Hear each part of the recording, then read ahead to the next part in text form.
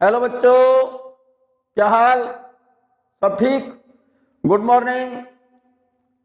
आज बच्चों इस नए वीडियो में हम एक नया चैप्टर लेकर के आए हैं, फ्लो ऑफ लिक्विड। सिंपल है, आप इसे नोट कर रहे हैं, ठीक है ना। मैं बात कर रहा हूं सबसे पहले फ्लो ऑफ लिक्विड में विस्कोसिटी। क्या बेटा? विस्कोसिटी। आप नोट कर लें इसे। It is that property of liquid which opposes flow of liquid, and the force of friction between two different layers of liquid is called viscous force, and the direction of viscous force is opposite to the direction of flow of liquid. आपने लिखा है it is that property of liquid which opposes flow of liquid, and the force of friction between two different layers of liquid is called viscous force, and the direction of viscous force is opposite to the direction of flow of liquid. जैसे मान लो कहीं पर हमने कोई liquid डाल दिया किसी सतह पर, किसी सरफेस पर, जैसे कांच की कोई प्लेट ले और उस पर पानी फैला दो, ठीक है ना। अरे कांच की प्लेट लो और उस पर पानी फैला दो, पानी डाल दो, तो पानी की सबसे नीचे वाली जो लेयर है, जो ग्लास की प्लेट के कांटेक्ट में होगी, सबसे नीचे वाली लेयर, जो ग्लास की प्लेट के कांटेक्ट में होगी पानी की लेयर, वो तो ग्लास से चिपक जाएगी। तो उस लेयर की सबसे नीचे वाली जो लेयर है, जो ग्लास प्लेट के कांटेक्ट में है, उसकी वेलोसिटी क्या होगी? 0 होगी। वो लेयर फिक्स लेयर होगी, ठीक है ना। और उस सतह के, उस लेयर के ठीक ऊपर, उस सबसे नीचे वाली जो लेयर है, जो ग्लास के कांटेक्ट में है, उसकी वेलोसिटी तो 0 है, क्योंकि वो तो ग्लास से चिपकी हुई है। तो ये वाली लेयर तो सबसे नीचे वाली कैसी है? फिक्स लेयर है। इसके ऊपर वाली जो लेयर होगी, उस नीचे वाली लेयर को टच करते हुए, मींस सबसे नीचे वाली लेयर के मॉलिक्यूल और इस ऊपर वाली लेयर के मॉलिक्यूल एक दूसरे से टच करते हुए चलेंगे। तो नीचे वाली लेयर तो फिक्स है, और ऊपर वाली लेयर इस नीचे वाली सतह को इसे ऐसे रगड़ते हुए, टच करते हुए आगे चलेगी। तो हर ये नीचे वाली लेयर अपने ऊपर वाली लेयर के आगे बढ़ने का अपोज करेगी। लिक्विड की इस प्रॉपर्टी को कहा जाता है, क्या मेरे बच्चे? Viscosity. It is that property of liquid which opposes flow of liquid.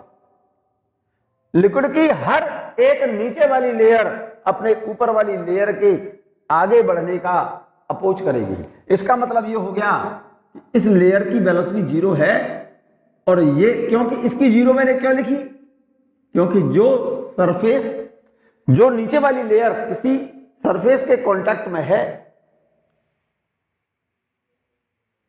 भाई जैसे कांच पर, ग्लास की प्लेट पर हमने पानी डाल दिया, तो पानी तो कांच से चिपक जाता है ना।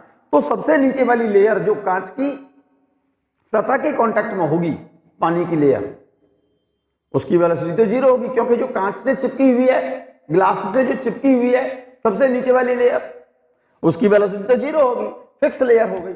अब उस नीचे वाली लेयर के ऊपर पानी की एक सतह है, और उस वाली लेयर के ऊपर लेयर है, लेयर के ऊपर लेयर, लेयर के ऊपर लेयर, लेयर के ऊपर लेयर।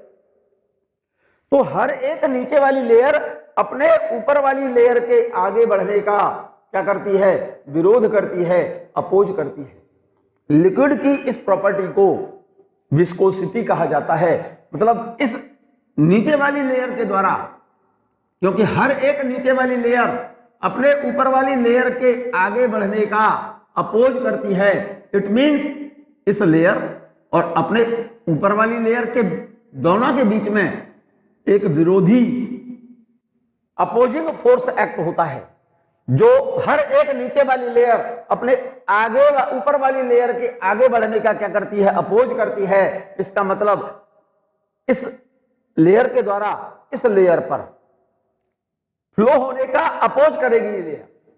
इसका मतलब इस लेयर, ये वाली लेयर तो आगे जा रही है, तो ये लेयर जो नीचे वाली है अपने ऊपर वाली लेयर के आगे बढ़ने का अपोज करेगी। इसका मतलब उसके अपोजिट डायरेक्शन में एक फोर्स लगाती है, इस फोर्स ऑफ फ्रिक्शन को बोला जाता है कौन सा force? Viscous force. So the direction of viscous force opposite to flow of liquid, जिस डायरेक्शन में लिक्विड चल रहा है, ये लेयर की वेलोसिटी तो इस डायरेक्शन में है और viscous force in different layer के बीच में किधर है? इसके चलने के अपोजिट। यही लिखा है मैंने, it is that property of liquid which opposes flow of liquid. Liquid की हर एक सतह, हर एक नीचे वाली लेयर अपने ऊपर वाली लेयर के आगे बढ़ने का अपोज करती है और इन डिफरेंट लेयर्स के बीच में लिक्विड के फ्लो होने के अपोजिट डायरेक्शन में जो विस्कस फोर्स एक्ट होता है, जो फोर्स ऑफ फ्रिक्शन लगता है, उस फोर्स ऑफ फ्रिक्शन को बोलते हैं viscous force. In the direction of viscous force is opposite to flow of liquid and nature of this viscous force. नोट कर लेना बच्चों, क्वेश्चन पढ़ा मैं तुम्हारी। Nature of this viscous force is electromagnetic. Viscous force means force of friction की जो nature होती है इलेक्ट्रोमैग्नेटिक नेचर होती है। इस पॉइंट को बच्चों नोट कर लिया जाए, ये क्वेश्चन प्रॉब्लम है। क्लियर है ये बात? क्या बेटा? लिक्विड की हर एक नीचे वाली लेयर अपने ऊपर वाली लेयर के आगे बढ़ने का अपोज करती है।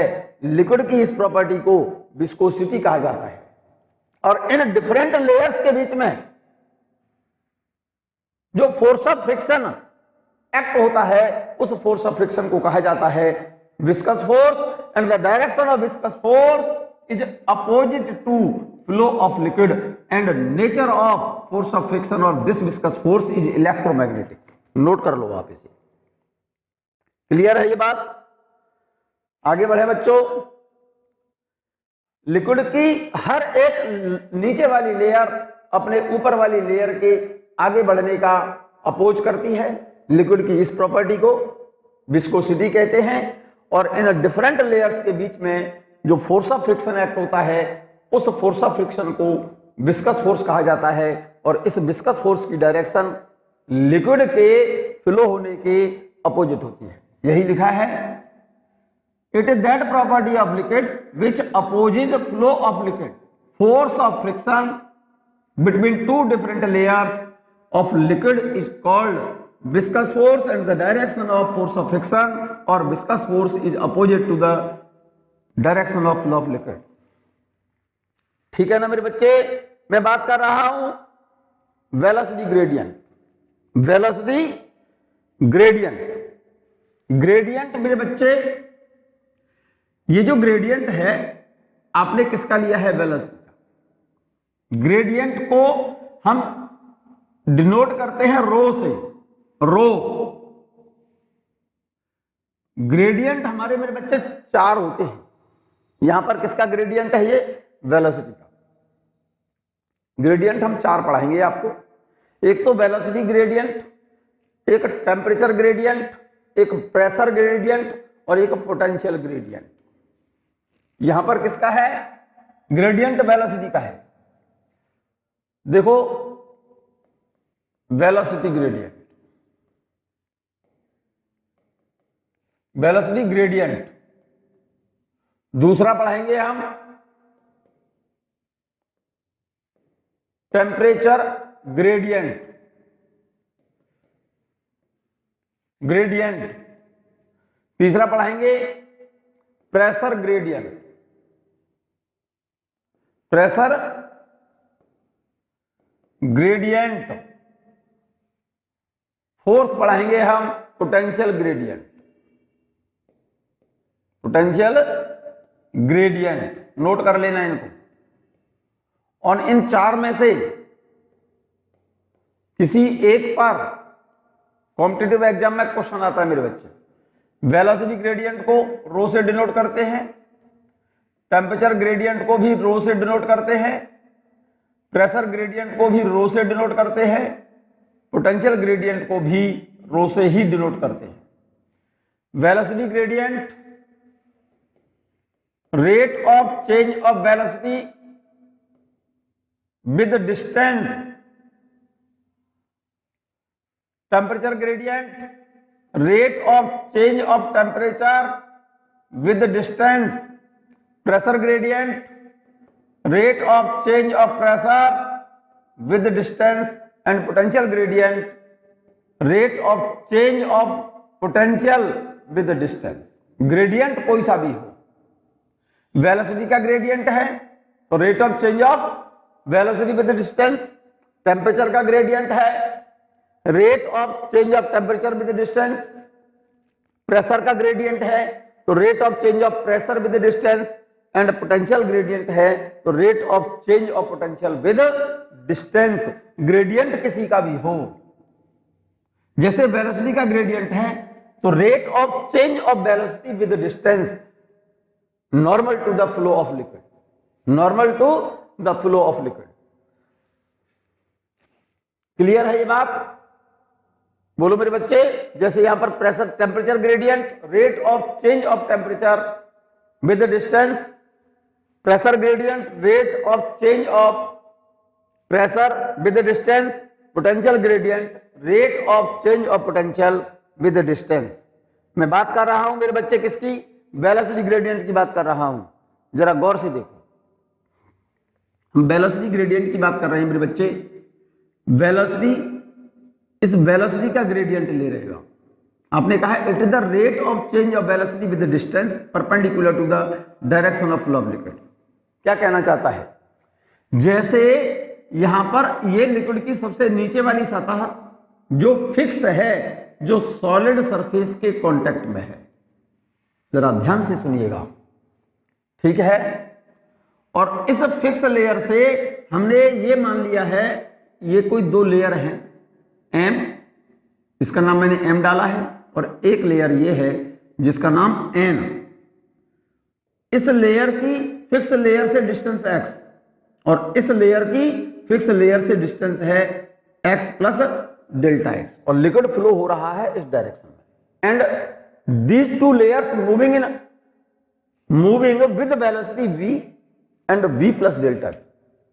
हमने ये मान लिया है दो डिफरेंट लेयर लिए हैं हमने, m और n, m और n जिनकी फिक्स लेयर से डिस्टेंस है क्रम से x and x plus delta x respectively, and moving with velocity v and v plus delta v। तो देखो, जिस डायरेक्शन में लिक्विड फ्लो हो रहा है उसके परपेंडिकुलर डायरेक्शन में डेल्टा x, भाई यहां से यहां तक की दूरी कितनी है? x, ये डिस्टेंस कितनी है? x, और ये कितनी है? x plus delta x। तो डेल्टा x डिस्टेंस चेंज होने पर इस लेयर की वेलोसिटी कितनी है? v, और इसकी कितनी है? v plus delta v। तो इस वाली लेयर की वेलोसिटी इस लेयर से कितनी बदल गई? Delta v। तो इसका मतलब डेल्टा x दूरी जाने पर वेलोसिटी में चेंज कितना है? डेल्टा v का। डेल्टा x डिस्टेंस चलने पर वेलोसिटी में चेंज कितना है मेरे बच्चे? डेल्टा v का। तो यूनिट डिस्टेंस चलने पर वेलोसिटी में जो चेंज आएगा वेलोसिटी ग्रेडियंट कहते हैं उसे। तो डेल्टा x डिस्टेंस चले आप लिक्विड के फ्लो होने के परपेंडिकुलर डायरेक्शन में। सिंपल सी बात बोली है मैंने, लिक्विड फ्लो हो रहा है इस डायरेक्शन में और लिक्विड के फ्लो होने के परपेंडिकुलर डायरेक्शन में डेल्टा x दूरी चलने पर वेलोसिटी में चेंज कितना है? डेल्टा v का है।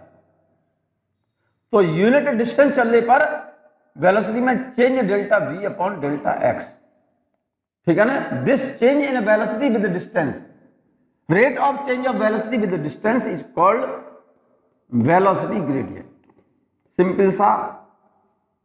सिंपल सी डेफिनेशन है। वेलोसिटी की यूनिट क्या होती है मेरे बच्चे? मीटर पर सेकंड। भाई इसकी यूनिट तो होती है मीटर पर सेकंड, मीटर पर सेकंड, और इसकी यूनिट क्या होती है? मीटर। तो मीटर से मीटर कट जाएगा तो इसकी यूनिट क्या रह गई? भाई मीटर से मीटर कट गया तो वेलोसिटी ग्रेडियंट की यूनिट क्या बचेगी? पर सेकंड। इसीलिए लिख दिया है वेलोसिटी ग्रेडियंट बराबर delta v upon delta x, it's unit is per second. Clear है ये बात? आपने लिखा है, फिर से समझ लो। It is the rate of change of velocity with distance perpendicular to the direction of flow of liquid, तो rho equal to delta v upon delta x। Liquid के फ्लो होने के परपेंडिकुलर डायरेक्शन में यूनिट डिस्टेंस चलने पर velocity में जो change आता है वो वेलोसिटी ग्रेडियंट कहते हैं उसे। डेल्टा एक्स दूरी चलने पर वेलोसिटी में चेंज कितना है, डेल्टा वी।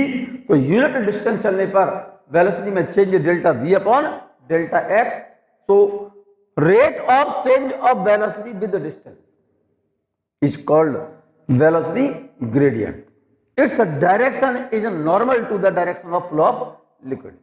वेलोसिटी ग्रेडियंट की जो डायरेक्शन होती है लिक्विड के फ्लो होने के perpendicular direction. Clear?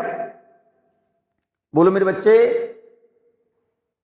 Coefficient of viscosity, coefficient of viscosity जरा ध्यान से सुनिएगा, बहुत सिंपल सी डेफिनेशन है और सिंपल सा पॉइंट है बच्चों, नोट करें आप इसे। कोफिशिएंट ऑफ विस्कोसिटी, हमने मान लिया है कि लिक्विड की दो सरफेस है M and N are two layer of liquids at distance x and x plus delta x and moving with velocity v and v plus delta v respectively. कुछ नहीं बोला, पहले फिगर बनाओ आप ये सब बच्चे, ठीक है। डेफिनेशन सिंपल है, मैं बताता हूं अभी, पहले फिगर बनाइए आप। हमने ये मान लिया है M और N लिक्विड की दो सरफेस हैं ये, जिनकी फिक्स लेयर से डिस्टेंस एक की तो x और एक की डिस्टेंस है x plus delta x and moving with velocity v and v plus delta v respectively. Note कर दिया। And F is the viscous force between these two different layer and A is the area of each layer। Note करिए आप इसे, coefficient of viscosity की बात कर रहा हूं। M and N are two different layer at distance x and x plus delta x from fixed layer and moving with velocity v and v plus delta v respectively as shown in figure। Here F is force between these two different layers and A is area of each layer। इस layer का भी area A और इस layer का भी area A। So according to Newton's law, this force is directly proportional area of each layer and force is directly proportional to velocity gradient of these two layers। फिर से समझ लो मेरी बात को, कुछ नहीं लिखा मैंने, सिंपल सी बात लिखी है कि M और N लिक्विड की दो लेयर हैं जिनकी फिक्स लेयर से डिस्टेंस एक की तो है x और एक लेयर की डिस्टेंस है x plus delta x and moving with velocity v and v plus delta v respectively as shown in figure. Figure बना लो बस। Here F is viscous force between these two layers, F is viscous force between these two layers and A area of each layer। F इन दोनों layer के बीच लगने वाला viscous force है और A area of each layer, इस layer का भी area A है और इस लेयर का भी एरिया A है। तो इन दोनों लेयर के बीच में लगने वाला force according to Newton's law, force act between these two layers is directly proportional to area of each layer and directly proportional to velocity gradient of these two layers। Delta v upon delta x मिला दो दोनों को, इन दोनों को मिलाओ बच्चों। सो F is directly proportional A into delta v upon delta x। Proportionality की sign हटाओ, इस प्रोपोर्शनलिटी की साइन हटाओ, कांस्टेंट आता है ईटा। यहां पर नेगेटिव साइन क्यों आ रहा है? Here negative sign shows that direction of viscous force opposite to flow of liquid। ठीक है ना? Where eta is constant is called coefficient of viscosity। Here negative sign shows that the direction of viscous force is opposite to the direction of flow of liquid। Clear? ये बात 100% clear है बच्चों।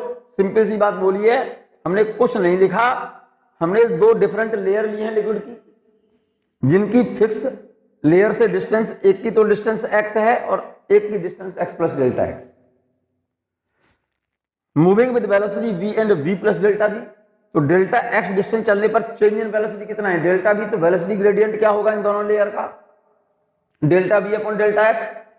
Then force act between these two layers means viscous force act between these two layers is directly proportional to area of each layer and directly proportional to velocity gradient of these two layers according to Newton.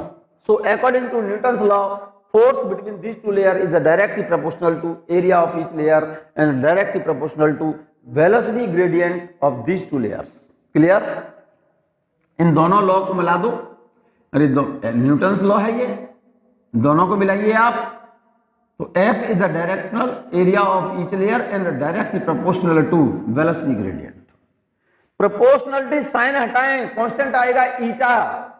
In this relation eta is constant called coefficient of viscosity. Here negative sign shows that direction of flow of liquid, direction of viscous force is opposite to the direction of flow of liquid. Clear बेटे? इस relation में ईटा यहां पर constant है, इसको बोलते हैं coefficient of viscosity. Where eta is constant is called coefficient of viscosity. Note कर लिया? Here negative sign shows that direction of viscous force, direction of viscous force, इस जगह पर माइनस साइन जो आ रहा है ना ये वाला, ये इसका सेंस क्या है? इसका मतलब ये है मेरे बच्चे कि इस विस्कस फोर्स की डायरेक्शन, इस फोर्स की डायरेक्शन जो देख रहे हैं आप, लिक्विड के फ्लो होने के अपोजिट है। ये माइनस साइन ये बता रहा है। तो इसका मैग्नीट्यूड लिखेंगे ना हम, तो magnitude of viscous force between two layers, between two layers F is equal to eta A delta V upon delta X। ठीक है ना मेरे बच्चे? ये बात क्लियर है? Coefficient of viscosity is depend upon nature of liquid, it's value is different for different layer. जो liquid क्या बेटा पतले होते हैं उनके लिए ईटा कम होता है, और जो लिक्विड गाढ़े होते हैं, ठीक है ना, जैसे हनी और वाटर, तो किसके लिए ईटा ज्यादा होगा? ईटा ज्यादा होगा किसके लिए? जो गाढ़े लिक्विड है, हनी, ठीक है ना, मोवी ऑयल, उनके लिए ईटा ज्यादा होगा, विस्कोसिटी कोएफिशिएंट ज्यादा होगा। और जो पतले लिक्विड होते हैं उनके लिए कोएफिशिएंट ऑफ विस्कोसिटी कम होगा। क्लियर हो गई ये बात? Definition of coefficient of viscosity. Coefficient of viscosity की डेफिनेशन देखो, सिंपल सी डेफिनेशन है बच्चों। Definition of coefficient of viscosity आपने लिखा था, ये तो फिक्स लेयर, और इस फिक्स लेयर से दो अलग अलग लेयर हैं, ये M और एक N। Distance of this layer from fix layer is x, और इस लेयर की डिस्टेंस है x plus delta x। Fix layer से इसकी वेलोसिटी v और इसकी velocity v plus delta v। जरा गौर से समझना, ध्यान से सुनो। तो इन दोनों लेयर्स के बीच में लगने वाला जो फोर्स है F, इसके लिए रिलेशन क्या है? Viscous force act between these two different layers is equal to eta A delta V upon delta X। This is the velocity gradient, the area of each plate. If A is equal to 1 and velocity gradient of these two different layers is unity, then eta is equal to F. So coefficient of viscosity of liquid is numerically equal to viscous force act between two different layers which having area of each layer is unity and velocity gradient is unity। यही लिखा है मेरे बच्चे, देखो यहां पर check कर लो। Force के लिए रिलेशन तो ये रहा, if area of each layer is unity and velocity gradient is unity, then coefficient of viscosity eta is equal to F. So coefficient of viscosity of liquid is numerically equal to force between two different layers different force between two different layers, each having unit area and unit velocity gradient। भाई इस फॉर्मूले से direct definition लिख रहा हूं मैं, ए की value 1 लिख लो और वेलोसिटी ग्रेडियंट की वैल्यू 1 लिख लो। ये दो डिफरेंट लेयर है, इसका एरिया यूनिटी और इसका भी एरिया यूनिटी, और इन दोनों के बीच वेलोसिटी ग्रेडियंट यूनिटी। तो उस केस में इसकी जगह पर क्या लिखेंगे 1 और इसकी जगह पर क्या लिखेंगे 1, तो ईटा इक्वल टू एफ हो जाएगा।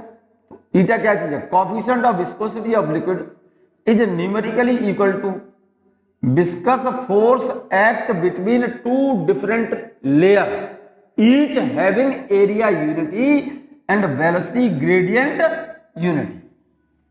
क्लियर? ये बात क्लियर है बच्चों? हटा दें से, चलिएगा डेफिनेशन फिर से समझ लें। Viscous force between two different layer is given by the relation F equal to eta A delta V upon delta X. If area of each layer is unity and velocity gradient of two different layers is unity, then coefficient of viscosity eta is equal to F। क्योंकि इसकी जगह पर 1 लिख दिया मैंने और इतने की जगह पर भी 1 लिख दिया मैंने, तो eta बराबर क्या आएगा F। So coefficient of viscosity of liquid is numerically equal to viscous force between two different layers each having area unity and unit velocity gradient। Clear? Unit of coefficient of viscosity फॉर्मूले से देख लो आप, unit इसकी, unit of coefficient of viscosity is newton second per metre square in SI system. देखिएगा formula ये रहा, रटना नहीं है आपको। Eta A delta v upon delta x, unit देखिएगा कोएफिशिएंट ऑफ विस्कोसिटी। तो ईटा इज इक्वल टू क्या लिख सकता हूं मैं, ये तो एफ इंटू डेल्टा एक्स ऊपर आएगा अपॉन ए एरिया नीचे लिखेंगे और ये वेलोसिटी, चेंज इन वेलोसिटी ये नीचे लिखेंगे। इसकी यूनिट क्या हो गई, देखो इसकी यूनिट, कोएफिशिएंट ऑफ विस्कोसिटी की यूनिट लिख रहा हूं, इसकी यूनिट तो हो गई न्यूटन और इसकी यूनिट हो गई मीटर, इसकी यूनिट हो गई मीटर स्क्वायर एरिया की, और वेलोसिटी की यूनिट हो गई मीटर पर सेकंड। सेकंड को ऊपर ले जाओ, इस मीटर से 1 मीटर कट गया, ये सेकंड ऊपर ले जाओ, तो इसकी यूनिट क्या बन गई न्यूटन। तो ये रहा और सेकंड पहुंच गया ऊपर, न्यूटन इंटू सेकंड अपॉन ये metre square. So unit of coefficient of viscosity in SI system is newton second per metre square. और सीजीएस सिस्टम में लिखेंगे तो न्यूटन को लिख सकते हैं टाइम, टाइम की यूनिट तो सीजीएस और एसआई सिस्टम दोनों में सेकंड होती है मेरे बच्चे। मीटर स्क्वायर को लिखेंगे centimetre square in CGS system, और dyne second per centimetre square को हम पॉइज भी कहते हैं। Poise POISE, poise is unit of coefficient of viscosity in CGS system. ठीक है, तो 1 poise is equal to 0.1 newton second per metre square. कैसे, जरा गौर से देखिए, 1 पॉइज, क्योंकि आपने एसआई सिस्टम में कोएफिशिएंट ऑफ विस्कोसिटी की यूनिट क्या लिखी है, देखिएगा कोएफिशिएंट ऑफ विस्कोसिटी की एसआई सिस्टम में यूनिट लिखी है Newton second per metre square इन MKSA सिस्टम, MKSA सिस्टम, और इसी को हम बोलते हैं एसआई सिस्टम। जरा गौर से देखना, ये तो लिख रहा है न्यूटन, ये लिख रहा है सेकंड अपॉन मीटर स्क्वायर। अब अगर हम न्यूटन को डाइन में चेंज करें तो न्यूटन 1 न्यूटन किसके बराबर होता है, 10 की पावर 5 डाइन, 10 की power 5 dance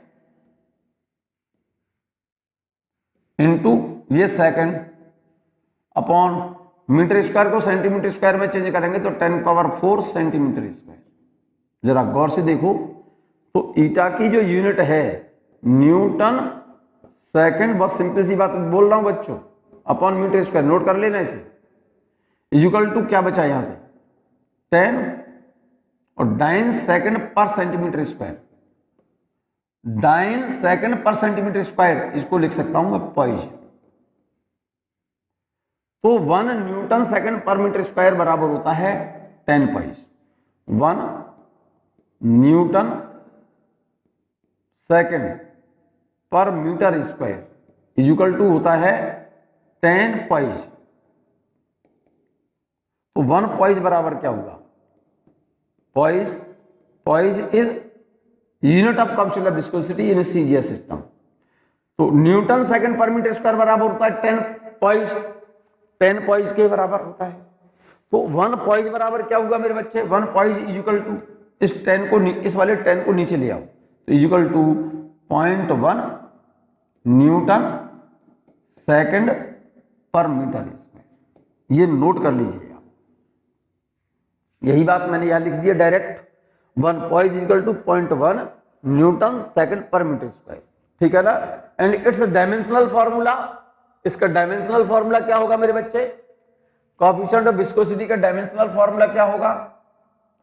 Newton second per metre square, ये तो यूनिट है। डायमेंशन लिखेंगे तो क्या लिखेंगे न्यूटन की?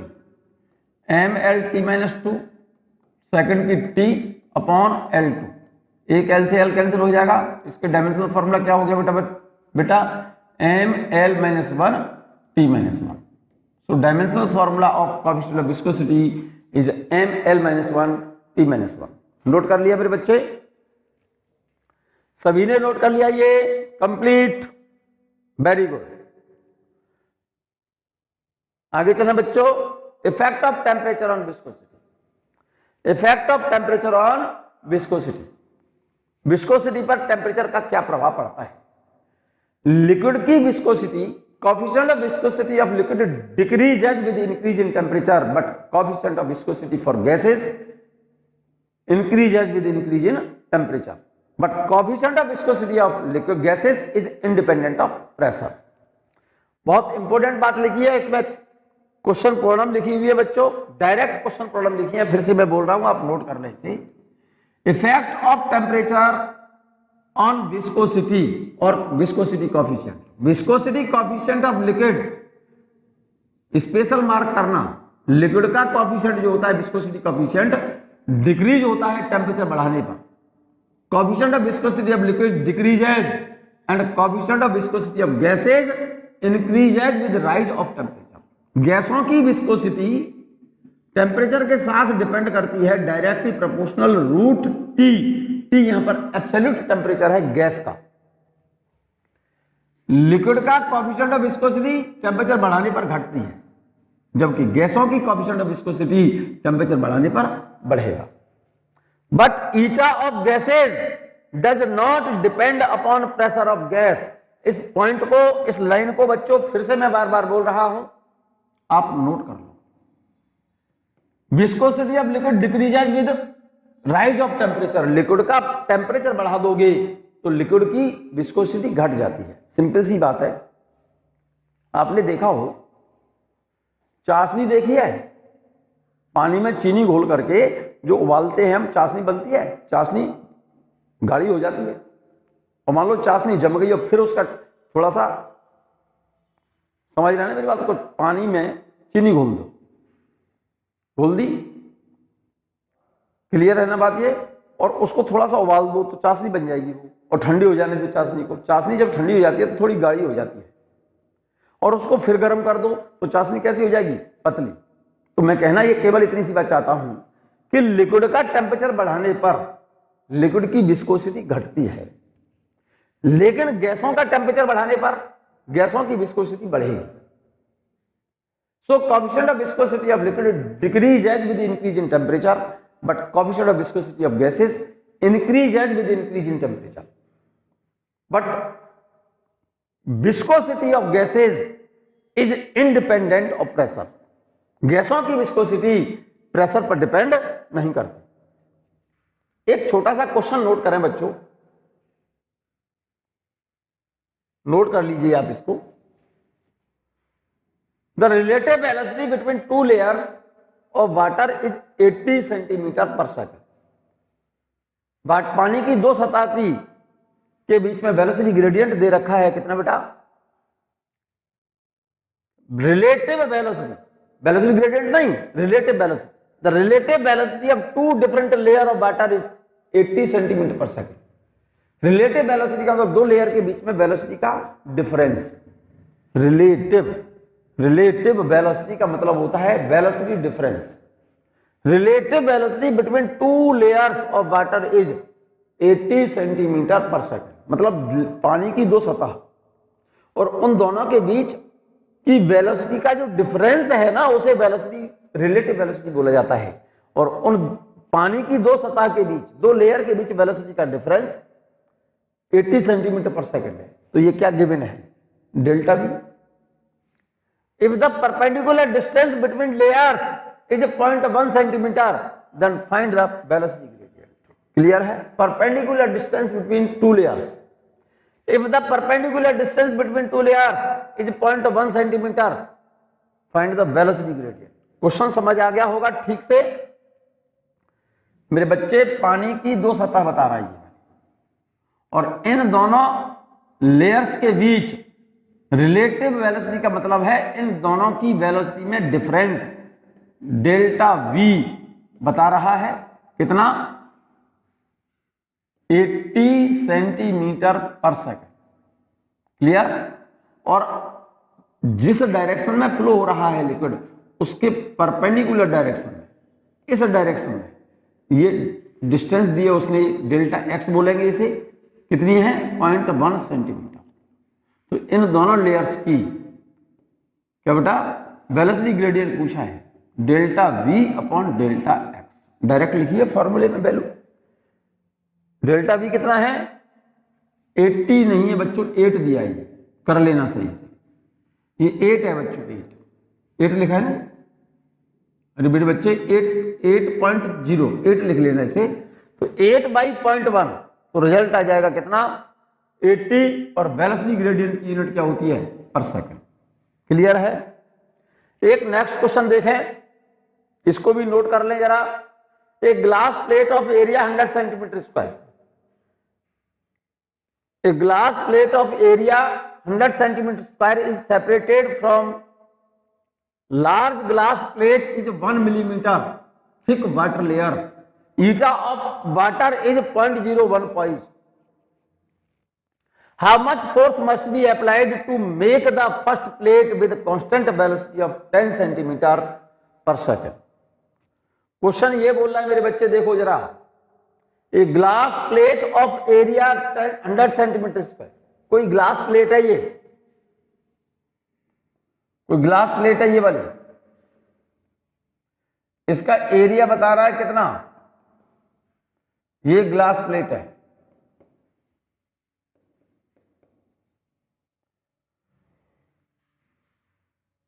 इसके ऊपर एक ग्लास प्लेट और है, ये वाली ग्लास प्लेट, और इसके बीच में ये पानी की सतह, लिक्विड लेयर।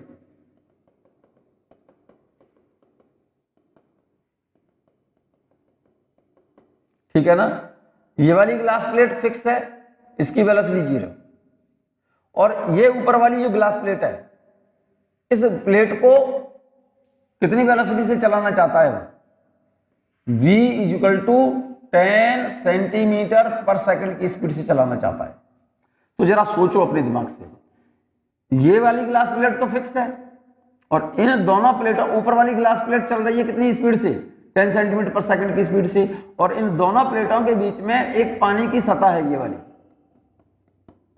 तो सोचो अपने दिमाग से, जब ये लेयर, ये वाली प्लेट ऊपर पानी की सतह के ऊपर स्लिप करेगी, तो नीचे इसके बीच में, इसके यहां पर जो कांटेक्ट में पानी होगा, वो इस ग्लास प्लेट के सतह को आगे बढ़ने से क्या करेगी? रोकेगी। मींस इन दोनों ग्लास की ऊपर वाली प्लेट और पानी के सबसे नीचे वाली प्लेट, इसके जो कांटेक्ट में हो, उस प्लेट के बीच में एक फोर्स लगेगा।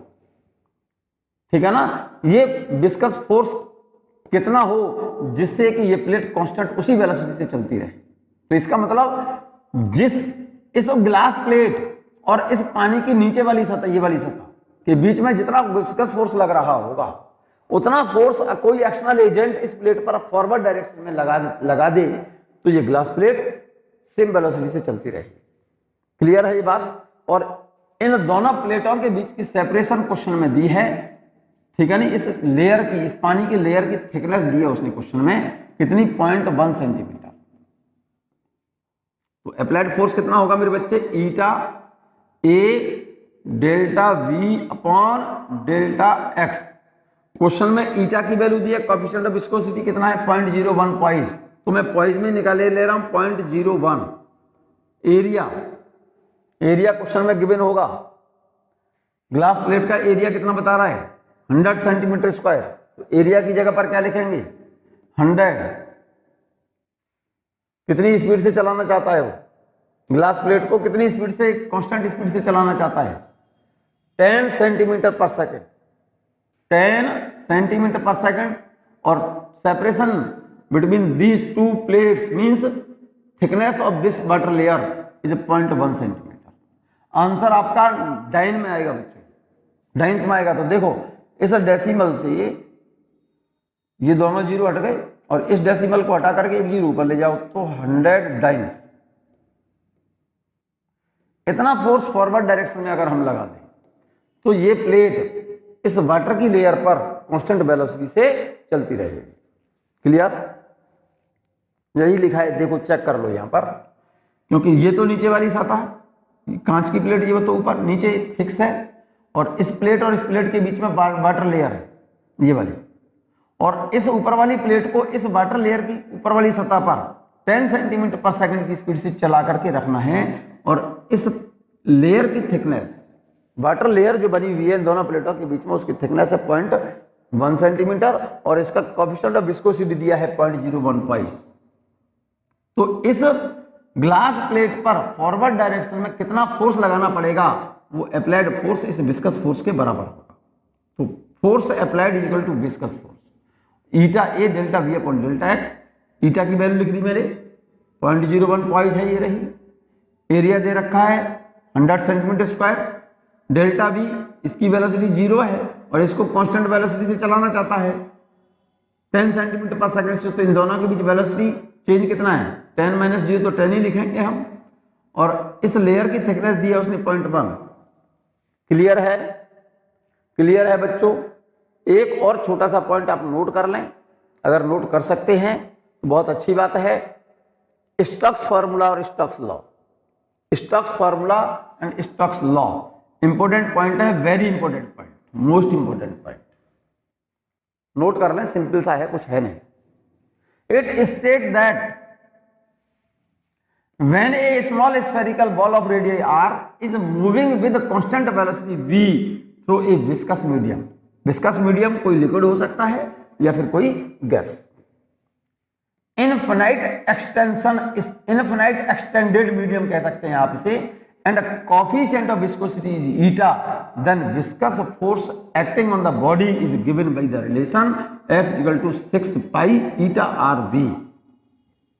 दिस रिलेशन और this formula is called Stokes.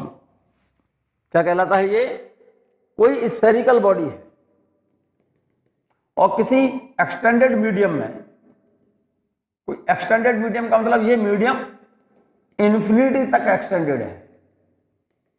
Infinity तक एक्सटेंडेड का मतलब समझते हो ना, मतलब कहीं पर मान लो पानी भरा हुआ है और इस पानी की डेप्थ अनलिमिटेड है, इन्फिनिटी तक एक्सटेंडेड है, और इस विस्कस मीडियम में कोई स्फेरिकल बॉडी छोड़ दें जिसकी रेडियस कितनी हो r, इस बॉडी की रेडियस r, तो ये बॉडी अपने वेट की वजह से नीचे जाएगी। वेट तो डाउनवर्ड होगा mg इसका, इस वेट की वजह से बॉडी जब नीचे जाएगी तो ये जो मीडियम है इस बॉडी पर, इस बॉडी के चलने के अपोजिट डायरेक्शन में एक विस्कस फोर्स लगाएगी। कौन सा फोर्स लगाएगी, विस्कस फोर्स, ठीक है ना, बोलो मेरे बच्चे, लिखा होगा विस्कस फोर्स, विस्कस फोर्स लगाएगी, ठीक है ना। तो ये जो विस्कस फोर्स इस बॉडी पर जो लगता है, वेट की वजह से बॉडी नीचे जा रही है, वेलोसिटी डाउनवर्ड, बॉडी का मूवमेंट तो नीचे है, बॉडी जिस डायरेक्शन में चलती है उसके अपोजिट डायरेक्शन में एक विस्कस फोर्स एक्ट होता है और इस स्फेरिकल बॉडी पर लगने वाली विस्कस फोर्स के लिए रिलेशन है 6 पाई ईटा आर बी, जहां पर ईटा तो इस मीडियम का कोएफिशिएंट ऑफ विस्कोसिटी है, आर इसकी रेडियस है और वी इस बॉडी के चलने की वेलोसिटी, यही लिखा है। स्टोक्स रिलेशन है, स्टोक्स फॉर्मूला है ये। According to this law, when a small spherical body of radius r is moving with a constant velocity v through a viscous medium, viscous medium liquid भी हो सकता है या कोई, and extended up to infinity, and a coefficient of viscosity is eta, then viscous force acting on the body is given by the relation F is equal to 6 pi eta rv. This relation or this formula is famous as Stokes formula or Stokes law. ये जो relation है Stokes formula के नाम से famous है, इसी फॉर्मूले को यही स्टोक्स लॉ है और स्टोक्स फॉर्मूला कहलाता है। क्लियर है? क्लियर है बच्चों? इस वीडियो को बच्चों एक दो बार सुन लें, सिंपल टॉपिक है ये, ठीक है ना। इस वीडियो को एक दो बार सुन लें आप और साथ साथ नोट्स भी बनाते जाएं तो आपके लिए बहुत अच्छा होगा।